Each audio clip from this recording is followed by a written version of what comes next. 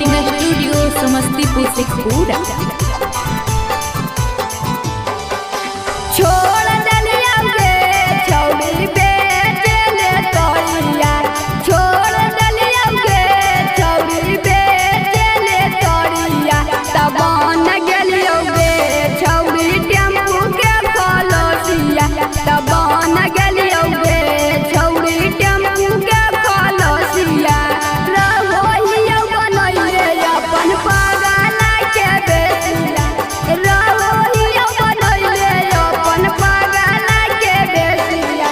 तब न गेलियो गे छौड़ी टेम्पू के खलसिया, तब न गेलियो गे छौड़ी टेम्पू के खलसिया, तब न गेलियो गे छौड़ी टेम्पू के खलसिया, टेम्पू के खलसिया।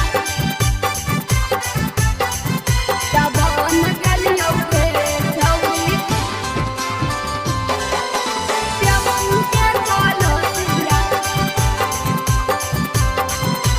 टेम्पू के खलसिया।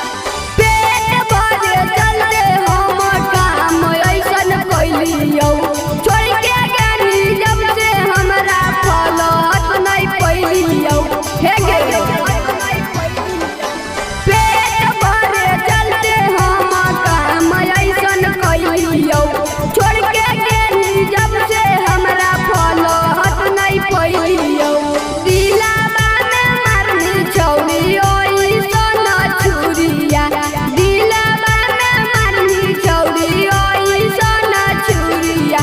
तब न गेलियो गे छौड़ी टेम्पू के खलसिया, तब न गेलियो गे छौड़ी ट्रक के खलसिया, तब न गेलियो गे छौड़ी टेम्पू के खलसिया, टेम्पू के खलसिया। तब न गेलियो गे छौड़ी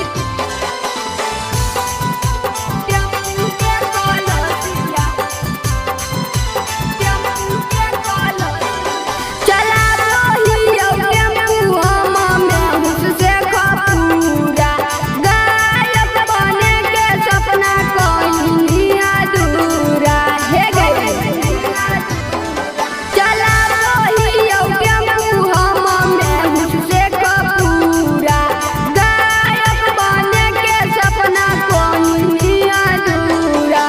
गोलू राज के कर देनी दिलावा से दूरिया, गोलू राज के कर देनी दिलावा से दूरिया। तब न गेलियो गे छौड़ी टेम्पू के खलसिया, तब न गेलियो गे छौड़ी टोटो के खलसिया।